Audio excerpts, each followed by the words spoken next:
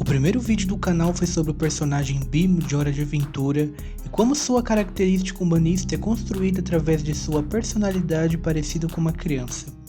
Eu também coloquei um pouco de Hora de Aventura no meu vídeo sobre Boku no Hero, quando coloquei o Finn como exemplo de personagem existencial em contraste com o perfil do personagem messiânico e heróico. Isso já deve ter mostrado o quanto gosto desse desenho, principalmente agora que já passei da fase da infância. Eu me lembro que assistindo a Cartoon Network quando criança, eu gostava muito mais de apenas um show do que Hora de Aventura, porque eu preferi o lado cômico e divertido da obra de J.J. Quintel do que o lado misterioso da obra de Pendleton Ward, que na maioria das vezes era o que impedia de conseguir entender o final de alguns episódios por completo, mas que quando reassistidos mais velho, percebe-se a complexidade desses episódios. É nessa ideia de obter outros olhos para um episódio quando telespectadores tiverem uma idade mais madura, é que o desenho faz com que os personagens cresçam e amadureçam junto com o público. Uma criança de 10 anos que assiste a primeira temporada em 2010 vai assistir a 10ª temporada em 2018 já com 18 anos, e dentro deste intervalo de tempo, uma das melhores qualidades do desenho, que é a sua ambientação em um mundo aberto como O, é construída e descoberta com o desenvolvimento da obra. Até porque seria algo completamente diferente se a animação se ambientasse apenas em um lugar isolado, como uma cidade ou bairro, fazendo-o explorar desde o mais pequeno dos sentimentos dos personagens até o maior acontecimento da obra.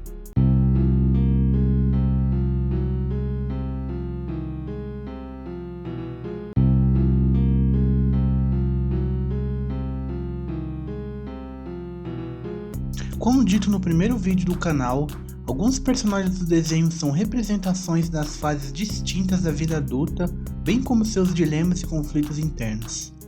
O Bimo, o tema principal do vídeo, é a representação da criança e do descobrimento da vida e do mundo.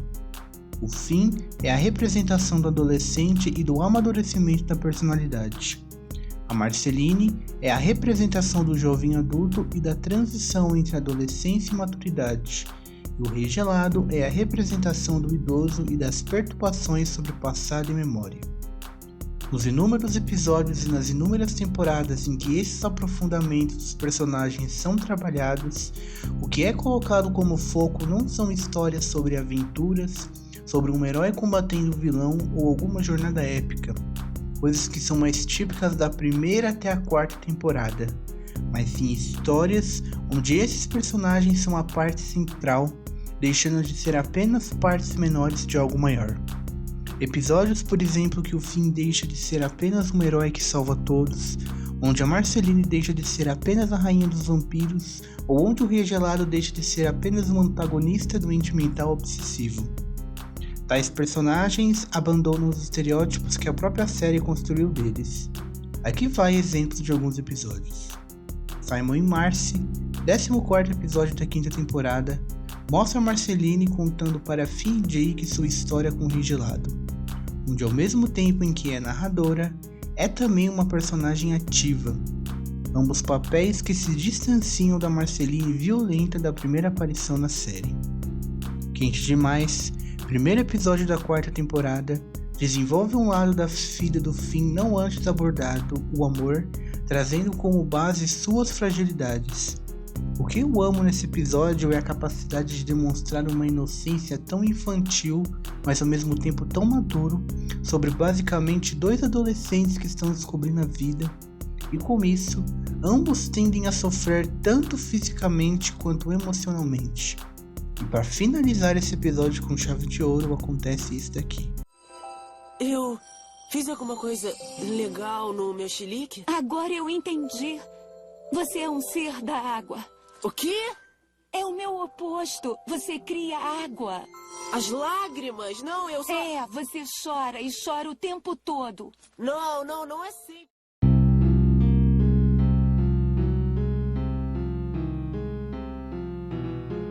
A perspectiva do tempo e como é feita a relação passado, presente e futuro ajudam a traçar a maneira como a história geral contada entre as 10 temporadas é feita. A linha cronológica contribui para que os mistérios sejam desvendados aos poucos, com cada coisa acontecendo no seu tempo e criando uma curiosidade cada vez maior no telespectador. Pegando por exemplo o episódio final Venha Comigo, vemos a interação de dois personagens no futuro distante conversando com Bimo, que agora é o novo Rei de O, sobre os acontecimentos da batalha final. O flash forward do futuro do mundo de O traz evidências do destino de algumas coisas recorrentes da animação em alguns elementos materiais, como o braço de ferro do Finn e o Fern transformado em uma árvore com uma espada. Objetos que se transformaram em lembranças de um passado heróico carregados de histórias a serem contadas. Os dois novos personagens irão carregar essas lembranças no novo mundo e será novamente explorado e descoberto, trazendo o passado como algo mítico e épico e o futuro como a porta para um novo caminho. Foi necessário apenas esses tão poucos elementos para perceber como historicidade é algo totalmente presente em Hora de Aventura. A animação sempre trabalhou com aquilo que é misterioso, que por mais que não tenhamos nenhuma informação sobre, sabemos que há alguma coisa por trás disso. É o que acontece, por exemplo, com os especiais de Estaca Zero e Ilhas, que são feitos principalmente para explicar melhor os mistérios de algum recorte do universo da animação. Nesses casos, os poderes da Marceline e o futuro da humanidade no mundo de O, respectivamente. E tanto nos exemplos desses dois e dos vários especiais da série, quanto no episódio final, a ideia da existência de um passado a ser descoberto e desvendado acaba por fim falando um pouco sobre o personagem, que foi o tema do último capítulo do vídeo, porque não existe passado, presente ou futuro sem que haja quem viva e construa neles.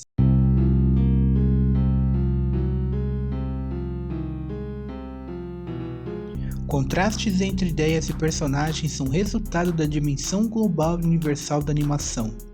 Tais contrastes aparecem tanto em algo implícito, como a personalidade dos personagens, como em algo explícito, como o próprio corpo físico e cenário onde estão localizados. Mas independente do que essas contradições focam, o que é mostrado são as complexidades, mas também as superações desses lados opostos. 3 episódios, incluindo Quente Demais, falado agora há pouco, são retratos de como personagens diferentes podem estar interligados. Nesses exemplos, o conflito e o sofrimento são em primeiro momento as consequências diretas desses contrastes, mas que depois são superados em nome da relação harmônica dos personagens. Como visto no trecho do episódio Quente Demais mostrado anteriormente, o conflito está, segundo a comparação poética da Princesa de Fogo, no fato dela ser um ser feito de chamas e ele um ser da água, mas algo que não impediu deles construírem um relacionamento. Outro exemplo é o episódio Obrigado, 17º na 3ª temporada, que conta a história da relação entre um Homem das Neves e um filho de Lobo de Fogo, 2 seres extremamente opostos que conseguem criar um vínculo de amizade. O que caracteriza esse episódio, além do fato de ser protagonizado por personagens figurantes, é ser o primeiro episódio, ou talvez o único, a ter predomínio da linguagem não verbal ao invés do diálogo. Essas duas características mostram como a simplicidade pode contar boas histórias. Primeiro porque personagens figurantes ajudam a ampliar o horizonte do mundo de Hora de Aventura, mostrando perspectivas alternativas aos personagens principais já recorrentes na série, e além do fato de tanto o Homem das Neves quanto o Lobo de Fogo serem parte de seus respectivos cenários, ou seja, o Reino de Gelo e de Fogo respectivamente, que sempre foram mostrados através de um mesmo ângulo. Segundo, porque direciona toda a ação do espectador nos elementos visuais como cenário e ação em uma obra antes focada no diálogo e na linguagem verbal. O que chama mais atenção e obrigado é a boa ação feita pelo Homem das Neves para o Lobo de Fogo, que além de quebrar expectativas e rivalidades, dá uma lição para Finn e Jake, colocando um figurante que nunca havia aparecido antes na animação acima dos 2 principais personagens do desenho. Outro exemplo que também lida com contrastes é o episódio Eu Me Lembro de Você, o 25º da 4ª temporada, que mostra o relacionamento entre Marceline e Gelado. Ambos os personagens são colocados como extremos, mas que compartilham uma mesma coisa em comum. A Marceline representando a sanidade, a memória, a juventude e a consciência, enquanto o Regelado a insanidade, a amnésia, a velhice e a inconsciência. Esse contraste se incorpora na cena onde ambos estão tocando e enquanto Marceline solta uma lágrima, o Regelado ri. Pode parecer algo simples, mas essa cena que corresponde a pouco menos de 3 segundos é capaz de representar como essas emoções são trabalhadas. O episódio acaba com um flashback curto do primeiro contato entre Marceline e Regelado no passado, algo que seria trabalhado mais tarde no episódio Simon e Marcy. Qualquer forma de contraste expõe a complexidade de uma obra, pois aquele contraste gera um mistério que precisa ser explicado ou solucionado, a não ser que a proposta da obra seja deixar um final em aberto. No caso de Hora de Aventura, por exemplo, por que Marceline estaria chorando naquele episódio? Ou como Finn e Princesa de Fogo conseguiram construir um relacionamento tendo estados emocionais e experiências de vida diferentes? São perguntas que expõem como Hora de Aventura, mesmo sendo um desenho animado, pode ser uma obra complexa, mas ao mesmo tempo carregar a simplicidade de contar histórias.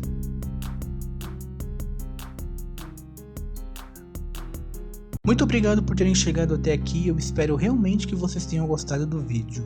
A música instrumental estará disponível no SoundCloud e no meu canal de beats aqui do YouTube. Meu nome é Vinícius e esse foi mais um vídeo do Anti-Herói, um projeto de vídeo ensaio do YouTube. Se inscreva, curta, ative as notificações e todo aquele clichê do YouTube e até mais.